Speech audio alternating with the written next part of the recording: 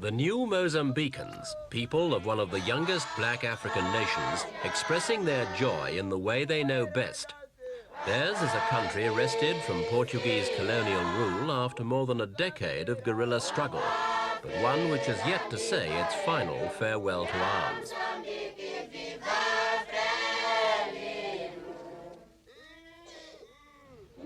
Still towering on the skyline of Maputo, the concrete symbols of Portuguese rule.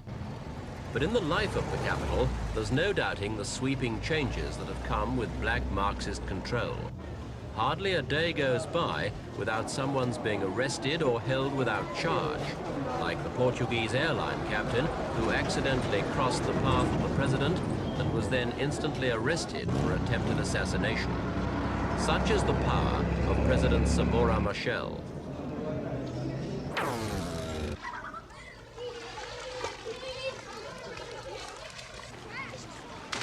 As Lourenço marks, the city used to be the holiday playground of the wealthy, the South Africans, Rhodesians, and the retired Portuguese sugar planters.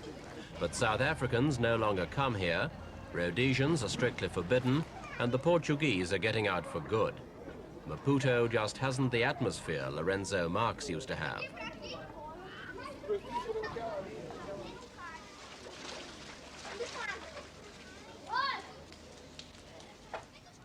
The new laws of property ownership have been severe. A man may own his own home, but any other property he owns has been confiscated, while all rented property has been nationalized without compensation. This, and the threat of a Marxist society, has finally encouraged the last Portuguese to go.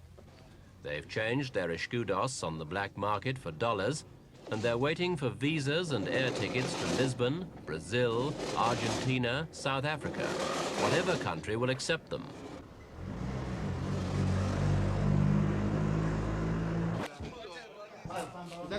While the rich dispose of their villas, the not-so-rich have their belongings packed into huge cases for onward shipment to their new homes.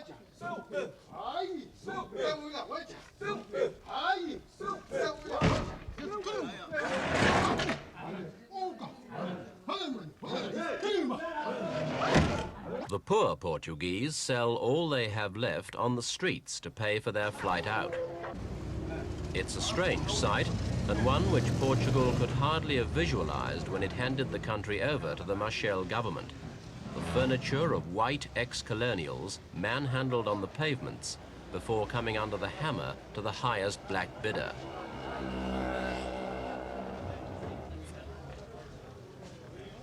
For the Portuguese here, the need for cash has never been more urgent.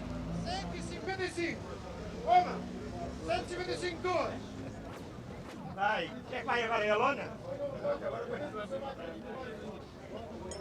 segundos. Mais 50. Mais 51. 60. 60. Mais 60.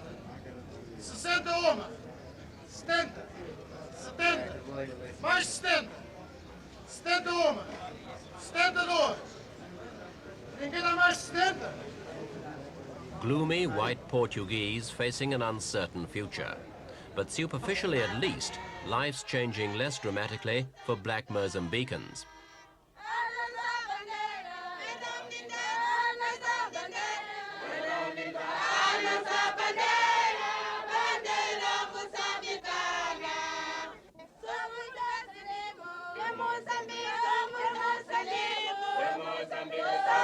Singing and dancing have always been part of the weekly routine in villages like this. Only now they're in honor of a new way of life. And with them go speeches, teaching the villagers to forget the old ways and giving them a new awareness of their old enemies, capitalism and colonialism.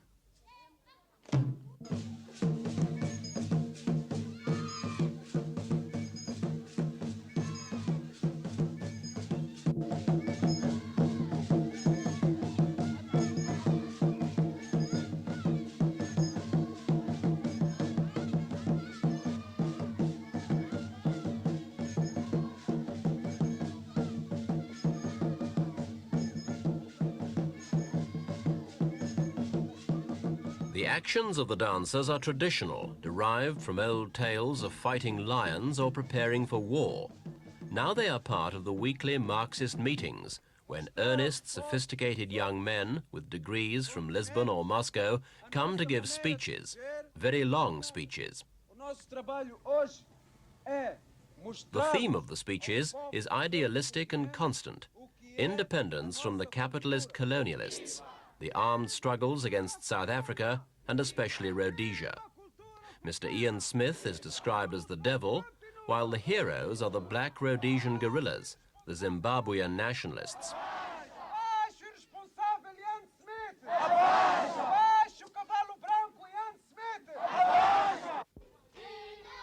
Into the small arena, perfectly timed, come the young freedom fighters, introduced by the political teachers as the symbol of young Africa fighting the war of oppression. Their weapons, carved from teak, are models of the familiar Russian Kalashnikov automatic.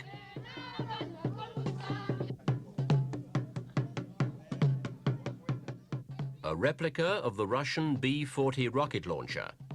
And this little chap, who can't be more than 2, performs perfectly, responding correctly to the orders of command.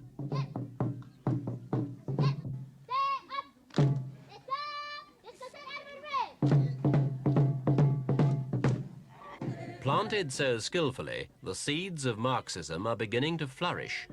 Villagers here already address each other as comrade.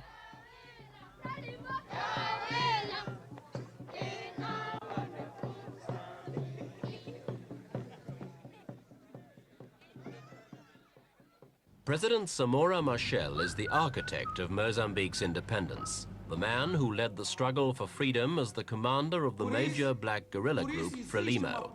From 1966 until the colonial ties with Portugal were severed last June, Machel had been the shadowy figure who took over Frelimo after his predecessor died in mysterious circumstances.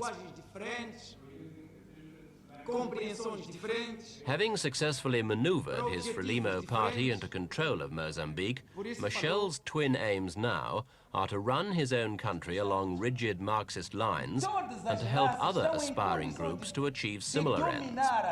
Already he's aiding the black Zimbabwe guerrillas in neighbouring white-ruled Rhodesia, a move that other black allies, like President Kaunda of Zambia, have praised as an act of courage.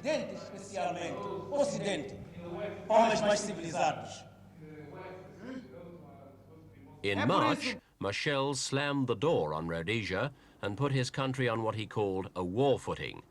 He closed the border after Mr. Smith's troops pursued guerrillas into Mozambique and killed 24 on Mozambique soil.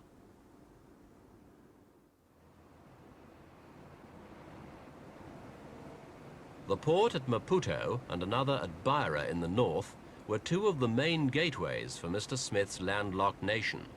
Between them, the ports carried 40% of Rhodesia's exports and many of the imports it needed to survive under sanctions. The closure of the border has forced Mr. Smith to lean more heavily on his friendship with South Africa and route all Rhodesia's cargo south to the ports of the Cape.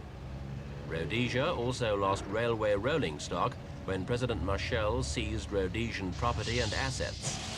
At least 2 diesel trains, worth £1 million, were on the wrong side of the border, and sanctions will make them difficult to replace.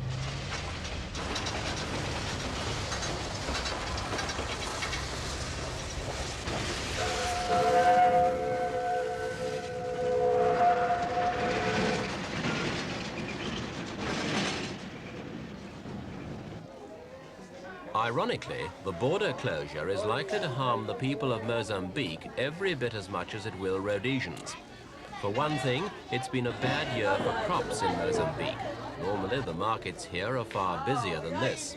And Mozambicans living near the border were used to crossing into Rhodesia in search of food.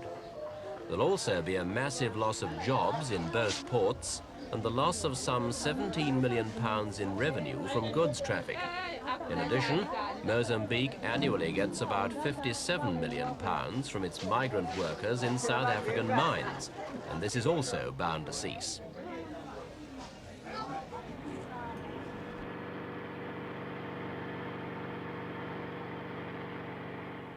Officially, Rhodesia is playing down the other threat from Mozambique, the Zimbabwe black African guerrilla groups who strike from the safe side of the Rhodesia-Mozambique border, increasingly with the support of Mozambique troops. But a helicopter trip along just part of the 800-mile border shows how difficult is the Rhodesians' task to police and patrol it effectively. Unlike the Zambezi escarpment on their northern border, where Rhodesia's claimed many kills, this is dense bush, perfect guerrilla cover. This may explain why Rhodesia's army and air force have moved quickly to destroy those places where they know African nationalist guerrillas are based.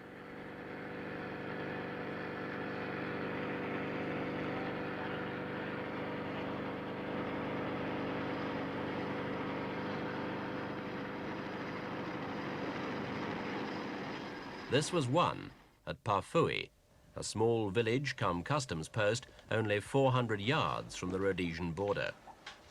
Frelimo officers say 2 Rhodesian jets bombed Pafui, and immediately afterwards Rhodesian troops crossed the border with small arms, mortars and rockets. The Rhodesians believed Pafui was a guerrilla base.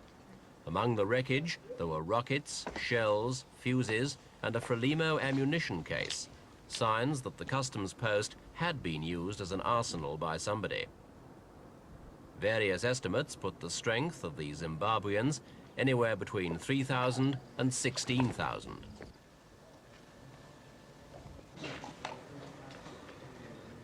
It's from bases like this that more than 700 black guerrillas have slipped into Rhodesia during the past few weeks. Most Frelimo officers and soldiers talk as though they were already at war with Rhodesia, and there's no doubt they would join in against Rhodesia if an all-out attack were launched by Zimbabwean guerrillas against the whites.